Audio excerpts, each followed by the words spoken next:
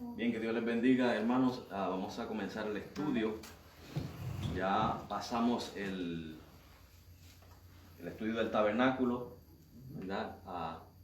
Vimos en estudios como 6 partes y en mensajes 3 partes más, para un total como de 9 partes. Y aunque no fuimos muy profundos, pero vimos unas cuantas profundidades, ¿verdad?, en la ilustración del tabernáculo. Y antes de eso estábamos en el libro de Hechos, pero nos tomamos un receso, ¿verdad? Y habíamos discutido hasta, creo que eran los capítulos 9 al 11, casi hasta el parte del 12, de Jerusalén, que esa fue la intención de Dios, que el evangelio se esparciera por toda la tierra, pero a los cristianos judíos como que eso le estaba costando un poquito de trabajo, ¿verdad? Pero vemos como Dios poco a poco fue obrando, se convirtieron los samaritanos. Luego vemos que Pedro está yéndose a otras ciudades y entra y se queda en casa de un curtidor, que eso no mezclaba con los judíos. La cultura judía, para ellos un curtidor era inmundo a los gentiles. O sea que el mensaje, como el Señor mandó, era empezando en Jerusalén, luego por toda Judea, luego en Samaria y luego a todas las naciones. Y eso es lo que vemos en el libro de los Hechos, ¿verdad? Ahora, ya que el evangelio ha llegado a los gentiles, ahora hay que alcanzar el resto de los gentiles. Y vamos a empezar a ver los viajes misioneros de Pablo. ¿Okay? Así que hoy vamos a empezar en el capítulo 12, versículo 25. En adelante, el 14, 28.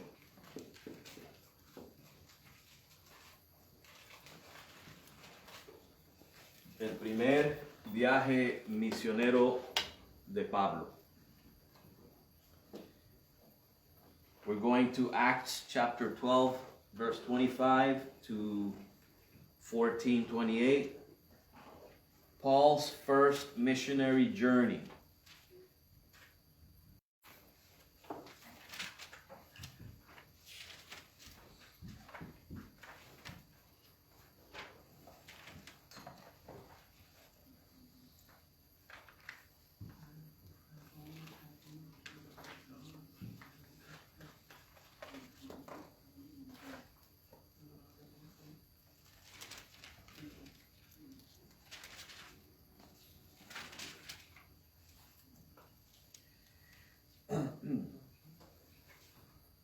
Acuérdense que aquí en esta sección Pablo y Bernabé habían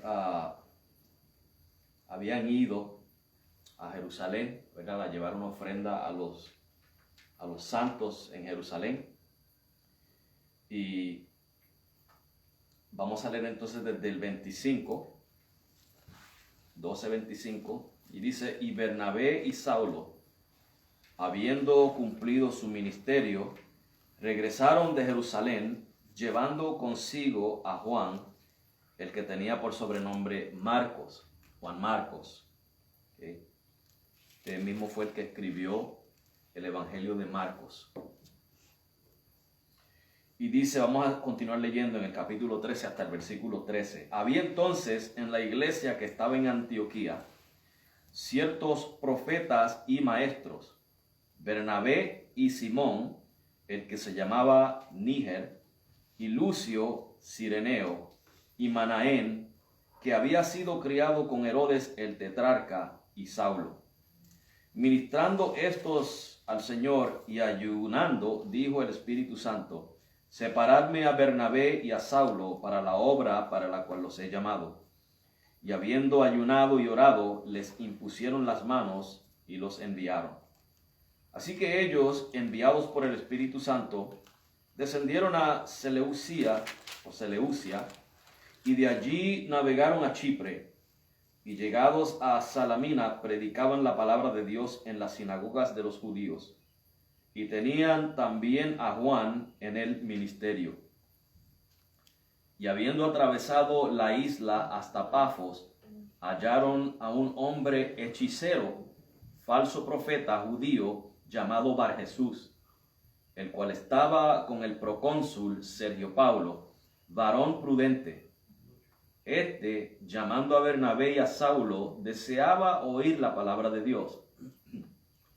Mas les resistía Elimas, el hechicero, que así se interpreta su nombre, procurando apartar de la fe al procónsul. Entonces Saulo, que también es Pablo, lleno del Espíritu Santo, fijando sus ojos en él, dijo: Oh, lleno de todo engaño y de toda maldad, hijo del diablo, enemigo de toda justicia, ¿no cesarás de torcer los caminos rectos del Señor? Ahora pues, he aquí, la mano del Señor es contra ti, y serás ciego, y no verás el sol por un tiempo. Y al instante cayeron sobre él oscuridad y tinieblas, y andando alrededor buscaba a quien le condujese de la mano. Entonces el procónsul, viendo lo que había sido hecho, creyó, maravillado de la doctrina del Señor, y zarpando de Pafos, Pablo y sus compañeros arribaron a Perge de Panfilia, y Juan, apartándose de ellos, se regresó a Jerusalén. Bien, hermanos, le voy a leer aquí la introducción que yo tengo en el expositor. Y dice: la iglesia de Antioquía,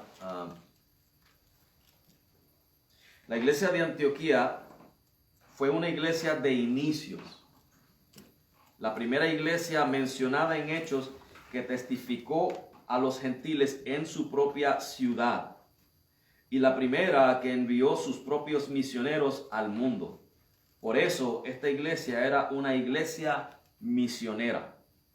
Podemos aprender mucho observando su naturaleza, ¿verdad? La labor que le tocaba a los judíos lo está haciendo una iglesia gentil. ¿No suena eso usted interesante? Isn't it interesting, according to the comment here, that the church in Antioch was the first one to testify to Gentiles in its own city, the first one to send its own missionaries. And it is curious that the Christian Jews were supposed to be doing that. And instead we see the Gentile church doing that. Right? Si usted va a notar, hermanos, a través del libro de Hechos, acuérdense que el libro de Hechos, cuando comenzamos este estudio, dijimos que esto es un libro de transición. Estamos viendo la transición del antiguo pacto al nuevo pacto, de la ley a la gracia, y como consecuencia del judaísmo al cristianismo. Y a tal grado, hermanos, que usted va a notar que el resto del libro de los Hechos se va a enfocar más en los viajes misioneros de Pablo y en las conversiones de los gentiles que en la historia de los judíos. De hecho, en el año 70 después de Cristo, cuando el templo de Jerusalén es destruido, hermanos, termina el judaísmo. Claro, lo tenemos todavía, el judaísmo, ¿verdad? Porque eso ha continuado, pero no ha sido lo que era antes de esa destrucción. Por eso ese énfasis que ellos tienen de construir el templo. ¿Okay? Y con eso Dios le quiso decir: mire, eso terminó. Mi Hijo Jesucristo, Él es el verdadero templo.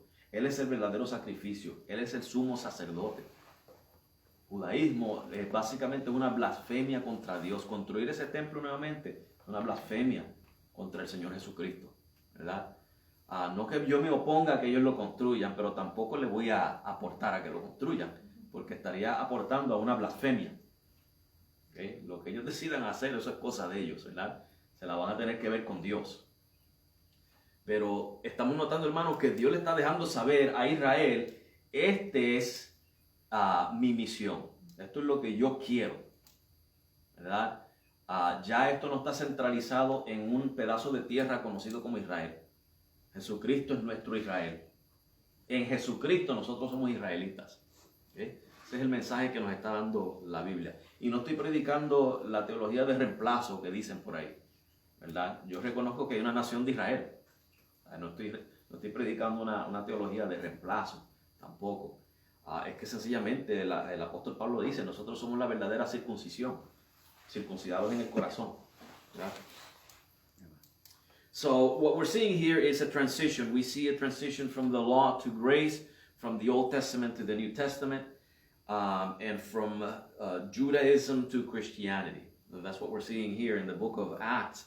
And from this point on, we're going to see more, the history involves the Gentiles more than the Jews, right? To the point where if you read secular history, you're going to notice that the temple was destroyed in the year 70 AD, and that was predicted by Jesus 40 years before in Matthew 24. When Jesus said, "This generation shall not pass till these things are fulfilled," that was fulfilled. That was not a failed prophecy. Okay? En Mateo 24, cuando Jesús dijo que no pasará esta generación sin que pasen estas cosas, eso se cumplió, hermanos. Porque hay gente que dice que eso no se ha cumplido y dicen que la Biblia está mal. No, eso se cumplió. Jesús estaba hablando de la destrucción del templo. Claro, en esa profecía que él dio estaba su segunda venida, ¿ok? Pero no, en esa profecía su segunda venida literal, que nosotros esperamos, no estaba ahí. Eso habría que dar un estudio de eso. Pero la profecía inmediata que Jesús estaba dando ahí era con relación al templo. O sea que se cumplió, la generación pasó y no murieron sin que antes pasara la destrucción del templo. Hermano, que la Biblia no tiene errores. Que las profecías se cumplen al pie de la letra. Y esta iglesia, hermano, nos dice aquí la introducción del expositor que era espiritualmente próspera, ¿verdad? Lucas registró que la iglesia de Antioquía ministraba al Señor, ayunaba y oraba, ¿verdad? En los versículos 2 y 3. So we're told here that this was a spiritually prosperous church. They ministered to the Lord and they prayed and fasted, according to verses 2 and 3.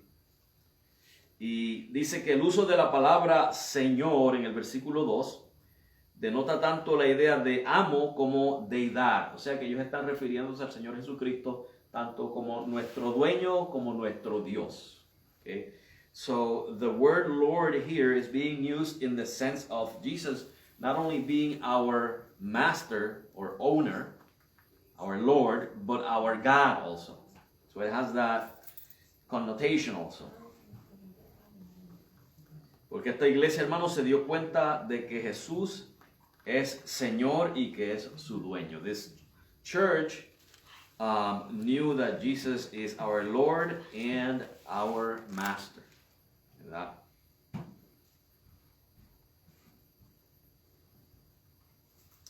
Hay una pregunta aquí, hermano. Dice, ¿por qué una iglesia espiritualmente creciente está lista para la obra misionera?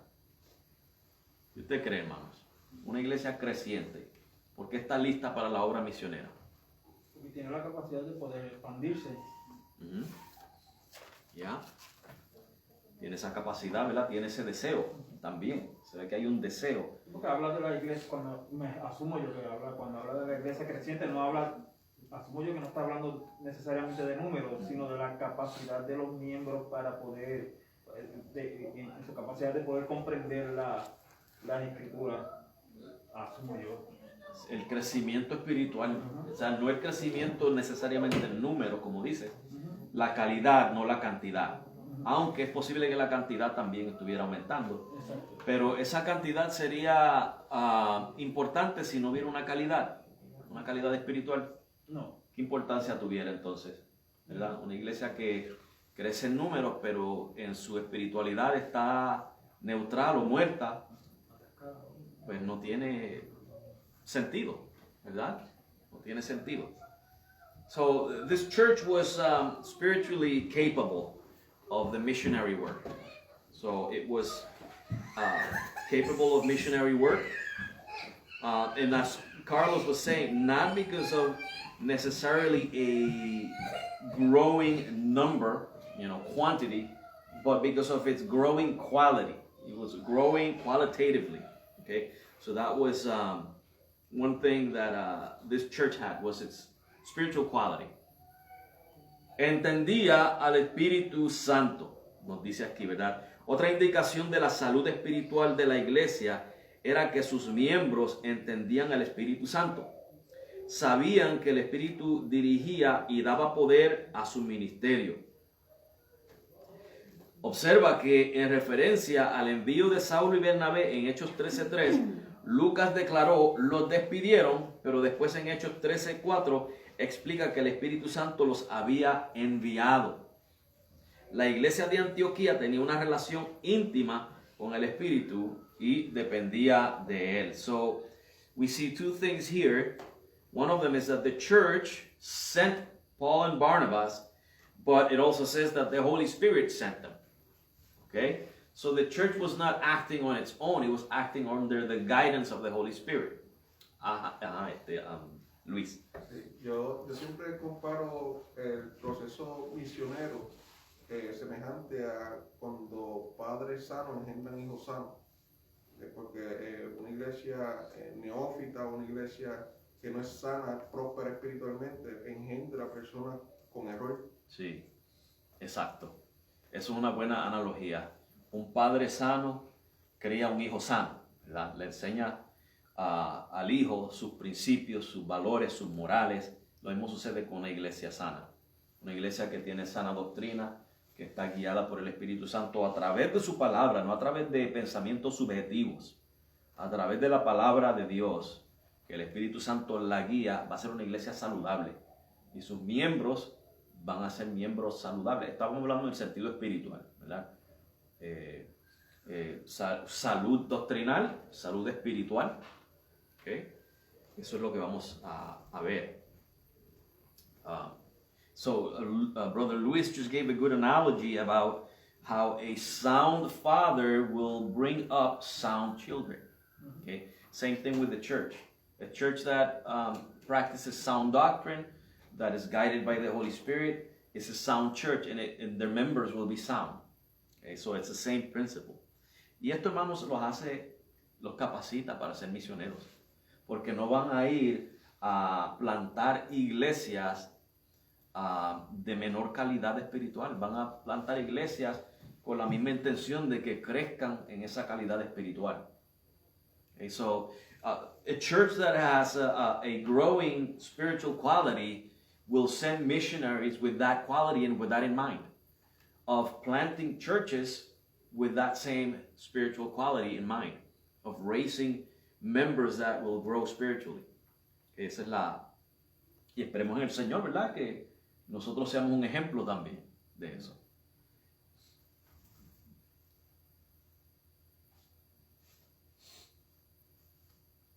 Vamos a ver, hermanos, ahora versículo por versículo, ¿verdad? Dice aquí en el capítulo 13, versículo 1. Había entonces en la iglesia que estaba en Antioquía ciertos profetas y maestros, y nos da una lista. Bernabé, Simón, el que se llamaba Níger, y Lucio, Cireneo, y Manaén, que había sido criado con Herodes el tetrarca, y Saulo. So we see here in verse 1, chapter 13, that the church had prophets and teachers. And there's a list here that's given: Barnabas, Simeon, who was called Niger, and Lucius of Cyrene, and Manaen, which had been brought up with Herod the Tetrarch, and Saul. Estas personas, hermanos, son aquí llamados profetas y maestros. So these people are called here prophets and teachers. Ahora, hermanos, la calidad de profeta de estas personas dadas aquí era la del fundamento de la iglesia. So the quality of prophets here in this passage was that of the foundational ministry. O sea, que el apóstol Pablo dice que estamos edificados sobre el fundamento de los apóstoles y profetas. Ellos son los que pusieron el fundamento. So the Apostle Paul says that we are being built upon the foundation of apostles and prophets. Okay? We're being built upon that foundation. The apostles and prophets are the ones that lay down the foundation. Okay? El fundamento viene siendo, hermanos, el Evangelio, Cristo, la sana doctrina. Ese es el fundamento que está puesto sobre el cual la iglesia es edificada. So the foundation of the church is Christ, the gospel, sound doctrine. They laid it down, and that's what the church is being built upon.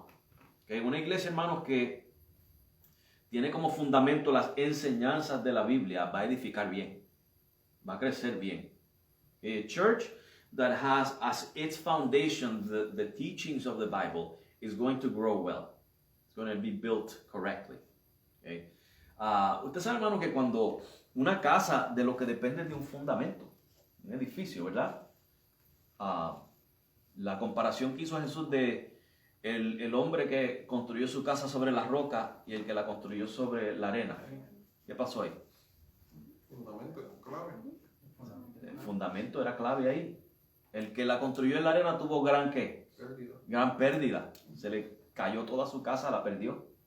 ¿Verdad? Una iglesia, hermanos, que no se edifica sobre el fundamento correcto va a tener pérdidas en gran medida. Puede crecer en número, puede ser la iglesia de más miembros del mundo, pero si su fundamento no es el correcto, hermanos, de nada le vale. Okay? The foundation of the church is very important. You can have the largest church in the world, but if its foundation is the wrong foundation, it's going to be worthless. Okay, it's going to be worthless. Así que, hermanos, que tengamos claro aquí que esto, hermanos, cuando usted está hablando con una persona, vamos a poner este ejemplo, hay personas que, yo no sé cuál es su posición, mi posición, hermano, es que el ministerio de profeta, como fue para fundamento de la iglesia, ese ministerio terminó cuando el canon se terminó. Una vez que el fundamento fue puesto, el ministerio de profeta como tal ahí terminó. Ahora, si usted quiere hablar de un ministerio de profeta hoy en día, cada persona que está predicando la palabra de Dios está profetizando. No está dando revelación nueva, está reiterando lo que ya Dios reveló. En ese sentido podemos decir que cada uno de ustedes que hable la palabra de Dios es profeta. La palabra de Dios ya revelada. Ahora, yo no uso ese término, hermanos, para no causar confusión. ¿Verdad? Pero hoy en día hay gente que dice que son profetas. Mi posición es, yo creo que usted está confundido. Porque si vamos a hablar de profeta, estos eran profetas. Estos fueron los que pusieron el fundamento. Ahora, si con profeta usted me quiere decir a mí que cada vez que usted predica la palabra de Dios está reiterando, repitiendo lo que ya Dios dijo en una manera que el pueblo de Dios la pueda entender, pues está bien, yo se lo acepto, que está haciendo la función, escuche bien, función, no título, función profética solamente en el sentido del profeta que reitera, no el profeta que recibe nueva revelación. ¿Okay? Y con todo y con eso, hermanos, lo estoy diciendo con temor aquí, porque como dije, no me gusta usar esa palabra porque yo creo que profetas eran estos de la Biblia. ¿Okay? Cualquiera que se quiera llamar profeta hoy en día, yo creo que ya está dándose un título que no le pertenece. No le pertenece, ¿verdad? O sea que eso es lo que yo quiero aclarar aquí. Nuestra posición en cuanto a profetas, esto aquí, hermanos, no es la regla, es la excepción.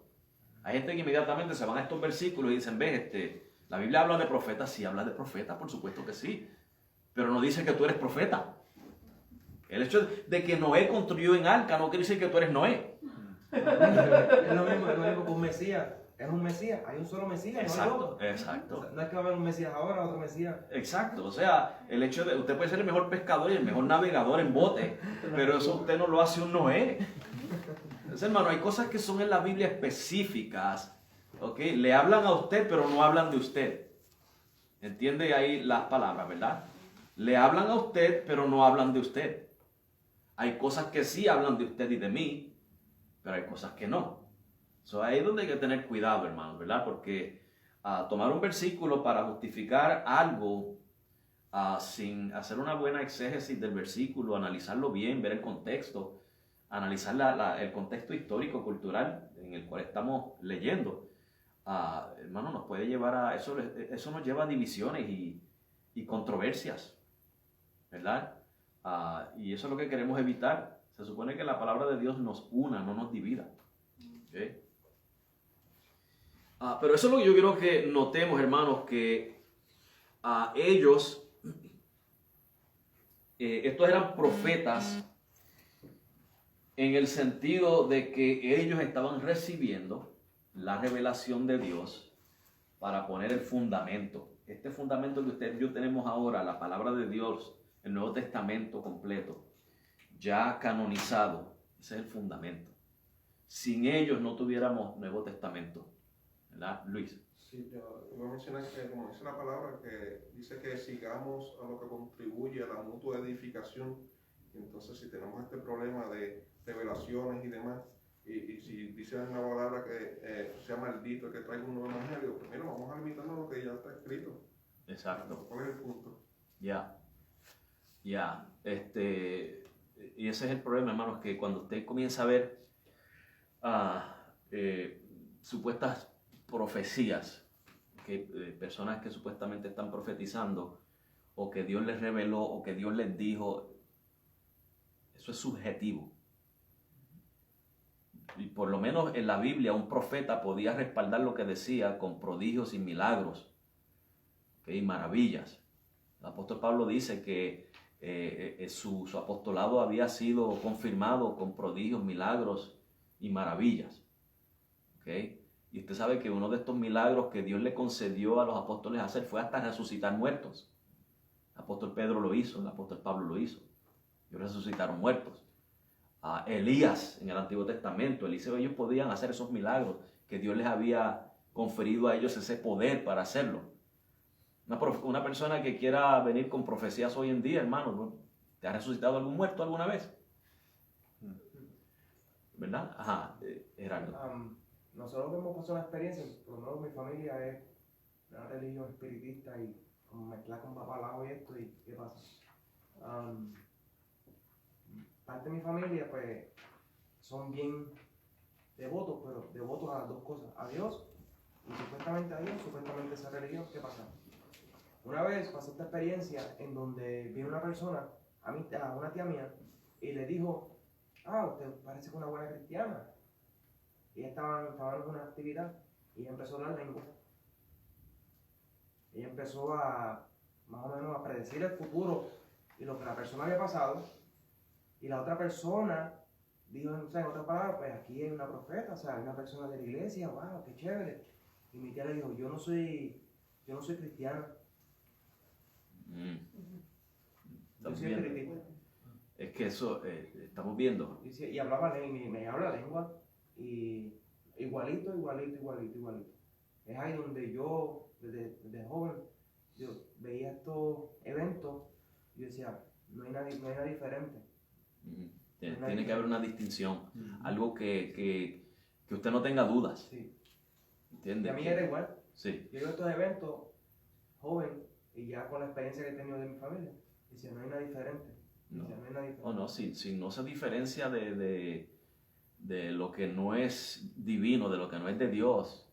Sí, y desde joven pude identificar qué era como lo que practica mi familia y he visto muchos dentro de iglesias. Ya. Igualito. Yo digo, lo único que tiene un título diferente, cristiano. Sí. Yo iba a una iglesia antes. Mi esposa conocía al pastor desde pequeñita. Y por eso es que íbamos ahí. Y vino un invitado que lo invitaron a predicar. Y cuando terminó de predicar, él había predicado ciertas cosas que al parecer estaban sucediendo en la iglesia. Y después se fue a profetizarle al pastor, que hasta lo hizo llorar. Y un par de días más tarde el pastor averiguó que ese individuo había investigado primero información acerca de la iglesia y acerca del pastor para hacer ese show. Hay que tener cuidado, hermanos. ¿Ves? Porque entonces así, pues, cuando piden las ofrendas, las personas están impresionadas con estas personas y de buen corazón aportan, ¿verdad? Pero aportan siendo engañados. ¿Okay? Sí, hermano, que esta palabra profeta vamos a dejarla en la Biblia. No todo el que ande por ahí diciendo yo soy profeta Acuérdese que en Deuteronomio hay unas advertencias contra aquellos que dicen que son profetas. ¿Ok? Y hay dos clases de pruebas que se hacen. Una de ellas es si un profeta viene y te revela sueños y se cumplen, ejemplo que dio Gerardo, ¿ok? De una profecía genuina supuestamente, pero después te lleva a adorar falsos dioses o adorar falsamente. En el Nuevo Testamento sería no practicar la sana doctrina. No practicar la doctrina de Cristo, sino una doctrina disfrazada de cristiana, pero que no lo es. Dice, no le temas porque yo no lo he enviado. Y la segunda clase es aquel que te profetiza algo, pero no se cumple. Y Dios nos advierte que a ninguno de los dos le tengamos temor. ¿Okay? Hermano, hay que tener cuidado. La Biblia nos ordena a probar los espíritus, a ver si son de Dios. ¿Okay? Y la palabra espíritu ahí no se refiere necesariamente a un espíritu dentro de la persona, sino a sus palabras. Hay que evaluar el espíritu que está hablando, ¿okay? Para determinar si es de Dios o no es de Dios. ¿Okay? Si la persona le dice algo a usted que ya usted conoce en la Biblia, pues usted dice, pero no me estás diciendo nada nuevo, ya eso yo lo sabía. Y para eso está la Biblia. O sea que suena, ¿cuál es la palabra correcta? Redundante. Sí, hay otra palabra más que quiero usar, que es cuando algo ya no es necesario porque ya ha sido reemplazado. Necesario, una palabra que la tengo en el cerebro y no quiere salir. Cuando me acuerde se la digo. Obsoleto. Gracias, ¿verdad? Entonces si le dice algo nuevo, y lo nuevo no puede ser de Dios porque ya Dios habló, ya lo que Dios tenía que decirnos está aquí, el futuro está aquí, Apocalipsis y todo lo demás que los apóstoles escribieron, el presente, el pasado, está todo aquí. Una revelación nueva que no esté aquí, hermanos, hay que seriamente cuestionarla. Seriamente. Yo creo que Gerardo lo dice en los podcasts, si es nuevo no es bíblico y si es bíblico no es nuevo. Exacto, y creo que fue John Wesley que dijo eso. Sí, eso es un Sí, un dicho viejo, a todo aquello en cuanto a doctrina, si es nuevo, no es verdad, y si es verdad, no es nuevo. ¿Okay? Bien. Aquí, fíjense, el comentario dice lo mismo, dice, además, el don función de profeta verdadero cesó con la muerte de los apóstoles y profetas y con el establecimiento firme del fundamento de la iglesia en Efesios 2:20. Aunque el Espíritu Santo guía de manera diferente hoy, de hecho guía y dirige a las iglesias que participan en la obra del ministerio, ¿verdad? El Espíritu Santo sigue guiándonos, ¿okay? El Espíritu Santo nos guía a través de su palabra. Para eso es que están los miembros, hermanos, cada uno con un don diferente o dones diferentes que Dios los usa para guiar su iglesia, para edificar su iglesia. ¿Okay? Bueno, el hecho de que habían profetas y maestros, esto es una pregunta que yo hago. ¿Qué nos dice esto del nivel de conocimiento bíblico de esta iglesia? What does it say? The fact that there were prophets and teachers here, what does this tell us about the biblical knowledge of this church? Un nivel alto, ¿verdad? Una iglesia bien preparada en el conocimiento de la palabra de Dios. Observe, hermano, que esta es la prioridad de Lucas. Lucas está escribiendo estas cosas y todo lo que él está enfatizando a través de Hechos es la predicación, la enseñanza. ¿Por qué será, hermanos? ¿Qué pasa con una iglesia donde esa no es su prioridad? Creen lo que quieren creer. Exacto.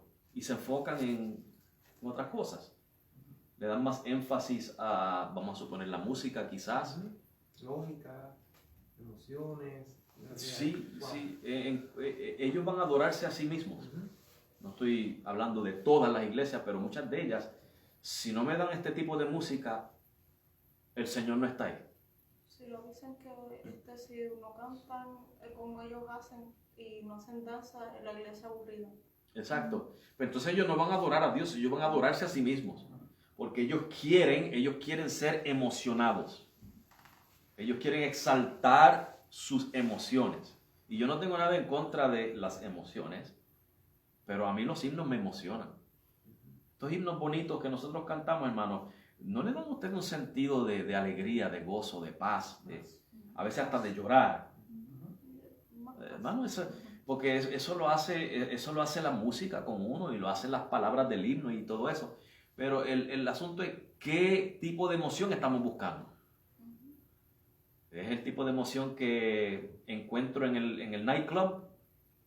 ¿Eso es lo que está buscando la persona? Porque eso vendría siendo adorarse a sí mismo. O un concierto. Exacto, ¿verdad? O sea, hermanos, que hay iglesias que para aumentar sus números le han dado énfasis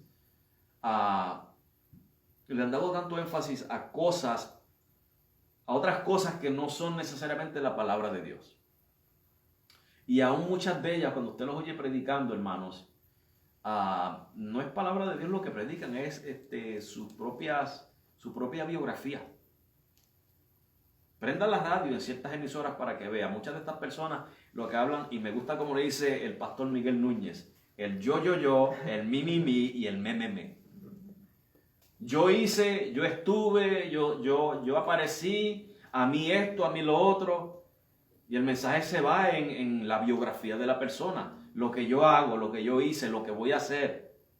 Lo que Dios me dijo, lo que Dios me reveló, lo que esto, lo que lo otro. Mire, ¿y la Biblia? ¿Qué dice la Biblia? Dígame lo que dice la Biblia. Y deme un mensaje positivo de lo que dice ese pasaje. ¿Verdad? O sea, hermano, la gente confunde la gimnasia con la magnesia. O comparan manzanas con lagartijas. ¿Verdad? El hecho de que haya mucha pompa en una iglesia y mucho predicador y que suenen muy elocuentes y muy bonitos, no significa que esa iglesia está bien parada o bien fundada.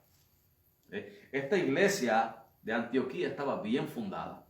Tenía profetas y maestros, y entre ellos estaba Pablo, el hombre que escribió más de la mitad del Nuevo Testamento, que Dios lo usó, hermanos, para eso y para ir de misionero a diferentes partes del mundo. ¿Verdad? ¿Alguna pregunta hasta ahí, hermanos? ¿Algún comentario? So, just briefly summarizing here, prophets and teachers. This church in Antioch was very well versed in the scriptures because it had these prophets and teachers. Okay, they are the ones who lay the foundation for the church, and they were building up the church on the Word of God. Okay, on the Word of God. En Efesios 2:20, hermanos, nos dice cuál fue el rol de los profetas, que ya lo vimos ya lo mencionamos, ¿verdad? Que fue el de poner el fundamento. Gerardo. Un punto que, ¿verdad?, que me llamó la atención es que, y sabiendo que esta iglesia estaba colocada en ese lugar donde estaba la diosa Afrodita, ¿verdad? Que sabemos que era un lugar bien pagano. Hoy día uno le pregunta a una persona, si tú fueras ministro, ¿en dónde tú pondrías tu iglesia? Y la persona diría, bueno, la pondría en el monte, en un lugar bien apartado, donde sea bonito. Y si vemos todas las iglesias en Hechos, están en los lugares más paganos que podría haber. O sea, que ellos dirigidos en el Espíritu Santo colocaban las iglesias en los lugares donde había más necesidad. Exacto. Es que Jesús lo dijo, que el que necesita de un médico es el enfermo. Los sanos no tienen necesidad de médico. Pues la iglesia está para ir a sanar, ¿okay?, la enfermedad, y estamos hablando aquí del alma. Hay que ir, el médico va donde está el enfermo, o el enfermo va donde el médico, ¿verdad? Pero la iglesia pues viene haciendo lo mismo, tiene que llevar la medicina al lugar enfermo, llevar el evangelio a donde están las almas perdidas. ¿Okay? Otro buen punto. Pero imagínense una iglesia que no tenga la palabra de Dios como fundamento.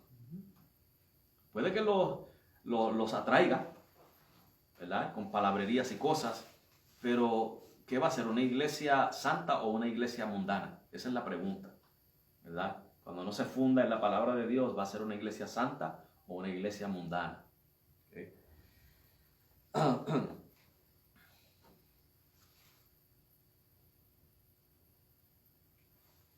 Lo que habíamos dicho aquí, hermano, del Espíritu Santo, que ministrando estos al Señor y ayunando, dijo el Espíritu Santo: separadme a Bernabé y a Saulo para la obra para la cual los he llamado. Es posible, hermanos, que aquí el Espíritu Santo se haya comunicado a través de los profetas, que haya hablado, o, hermanos, puede haber sido el testimonio interior unánime de toda la iglesia. Que toda la iglesia haya quizás estado en acuerdo, ¿verdad? Guiada por el Espíritu Santo, un testimonio interior. Y yo estoy seguro que usted ha experimentado eso, una convicción que a veces el Espíritu Santo le da a uno de algo, se propone algo y toda la iglesia está de acuerdo. En enero del 2019, si no me equivoco, hicimos una reunión aquí, hermanos, para decidir cuál va a ser nuestra posición en cuanto a la Convención Bautista del Sur, ¿verdad? Porque se está yendo un poquito más a lo liberal, la Convención Bautista, y nosotros no podemos contribuir con eso. Presentamos las circunstancias, las situaciones, hermanos, y toda la iglesia, con un mismo sentir, un mismo pensar, una misma convicción, votaron. O sea, eso es el Espíritu Santo, hermanos.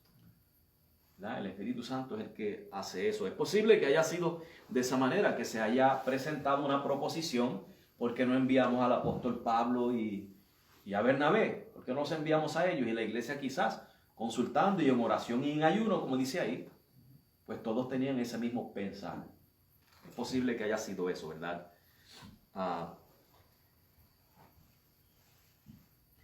Hay un comentarista bíblico, se llama Morgan. Él escribió: no creo por un momento que la congregación escuchó una voz. Ese es un error que muchas veces cometemos. Nos forzamos a éxtasis para oír la voz y luego imaginamos que la oímos. Lo dijo Morgan, okay, comentarista bíblico. So, when the church sent Paul and Barnabas, it says here that the Holy Spirit said, separate me, Barnabas and Paul, for the work whereunto I have called them. Now, this could have very well been a prophetic word that the prophets spoke. It could have very well been that. Or it could have been an internal conviction, an internal testimony that the Holy Spirit gives the believers. So, maybe a group of these leaders proposed, why don't we send 2 men? And they decided maybe Paul and Barnabas, and everybody was in the same train of thought, and they all agreed. That could have been the way it happened, by that internal testimony that the Holy Spirit gives the believers when something is proposed, and it's biblical, and it's sound, and the whole church agrees. So it could have been done that way. And I just read a commentary written by Morgan where it says, I don't believe for a moment that the congregation heard a voice. That is a mistake that we make many times. We force ourselves into an ecstasy so that we can hear a voice, and then we imagine that we hear it. Muchas veces son nuestros propios pensamientos que escuchamos y decimos que es Dios que nos está hablando. O tenemos un sueño. ¿Usted sabe cuántas veces yo he soñado algo, hermanos, y ha sucedido al pie de la letra, pero no es ninguna profecía ni ninguna revelación? Es que en nuestro cerebro hay imágenes, hermanos, de nuestro diario vivir y de nuestro pasado y de nuestras experiencias, y muchas veces se acomodan de una manera que usted lo sueña. Yo he soñado que en el laboratorio donde yo trabajo he hecho tal y cual cosa al pie de la letra, y voy un día sin esperarlo y sucede exactamente. Hermanos, eso son experiencias subjetivas. Eso no es una revelación divina, eso no es una visión del cielo. Eso son experiencias subjetivas que usted y yo tenemos. No podemos por eso decir, yo creo que el Señor me está hablando, me está tratando de... Que Dios nos habla, sí, por medio de su palabra. ¿ok? Por medio de su palabra. Y que el Espíritu Santo nos trae convicción y nos guía, por supuesto, ¿verdad? Pero hay que tener cuidado con nuestras convicciones porque muchas de ellas pueden ser meramente mi propia idea, mi propio pensamiento, ¿verdad? Tengamos cuidado. Amén. ¿Alguna pregunta o comentario hasta ahí? ¿No? Bien, pues vamos tengo un compromiso, hermanos, así que vamos a cerrar aquí por ahora y continuamos el próximo jueves. Amén. Richard, ¿me puede hacer el favor?